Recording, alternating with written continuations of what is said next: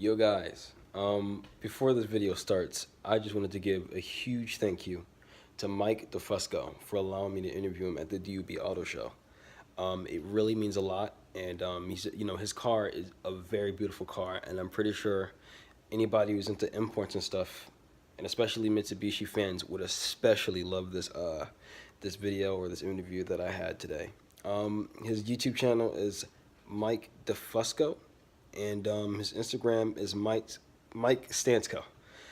So I will leave those in the description. And another thing too, I wanted to let you guys know I started a new Instagram, just for the channel. So go check it out. I think I'm gonna call it like Dreekworks Project Car, something of that nature. It'll also be down in the description as well.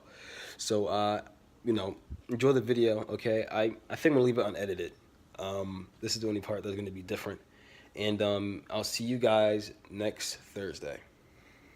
Guys, so right now I'm with my man Mike Stansco. What's up, guys? How you doing? So interesting thing about his car, he's drifting a Mitsubishi 3000 GT. Now, not many people drift that kind of car, and he already explained some details to me before, but I just wanted to because it's very rare you get a build like this. So I just wanted to get on camera and just talk to the main man himself. So all right, so quick rundown is 3000 GT, all-wheel drive car. Weld the center diff in the transmission, converts it to rear-wheel drive.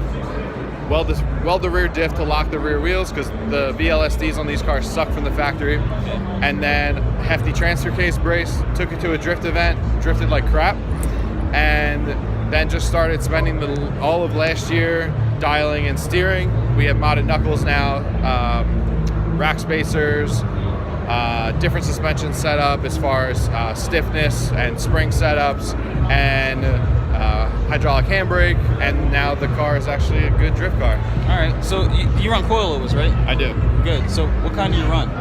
It's Megan Racing coilovers with iBox springs. For the height that I wanted, the Megan Racing coilover springs were a little too big. I couldn't get the preload setting correct. So I have iBox springs that are shorter that allow me to set the proper preload to set the coilovers up right. All right, that's cool. So I remember already asking this question, but I just wanted to ask you again. So you said what kind of tires do you run again on? So for drifting, I run Achilles and Federal 595s. On the street, I just have some cheap Nankangs, nothing too wild.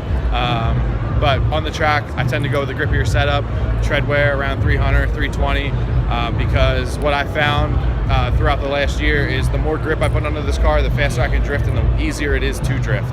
Okay, that's cool. So one thing I noticed is it's a little bit stance, a little bit like cambering. Yeah. So what made you go? I think negative is whenever you go out, or is it go in? Negative is when the wheels tilt inward, so the bottom of the wheel comes out. All right, so what made you go with negative cambering? I was right. So negative camber in the front for drifting is when you get bigger angle setups. When you're actually at full lock, that inside wheel, when it's negative camber while straight, when that inside wheel is at full lock, it's actually then flat on the ground. Okay. So it gives you more front grip, and it just gives you more front end grip while drifting. But there is a range, like there's a car over there, he has like negative 15 degrees of camber in the front. That car, it's not like a functional amount. That's like Stance Boy show car stuff. Yeah. Whereas like something like where I'm at, it's just like a mild amount, and there's some other drift cars back there that are set up similar.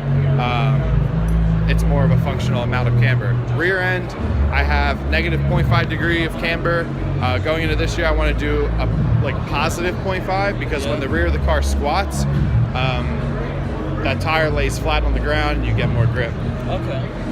Well, that's cool. So one thing we already talked about this, but one thing you were telling me is you were only pushing 400, and you said you wanted to do that because it gives you the perfect amount of grip and also the amount of power just for you to get the wheels loose. So my other question is, if you didn't have the 3000 GT, what other car would you be racing? So I actually have a 2006 CTSV. Okay. And I do plan on building that car. It's almost done to where I can track it, but I want to have it as like a track street car, so I can take it to the track, drift it, but it's also still comfortable enough to drive on the street. So I think if I never ended up building this car, I probably would have been just as deep into the V at this point. All right. If this didn't, soak up all my time and money. All right. Well, I know cars would be expensive. Yeah. All right, so follow my man Mike at Mike_Stansco on Instagram. And I'm gonna get the link from him for his YouTube channel, and please subscribe to him, man. This is a really cool dude, real entertaining. I'm already seeing some of his drift videos. He's really good at it. So, you know, that's just a little bit of a update, and I'll see you guys later.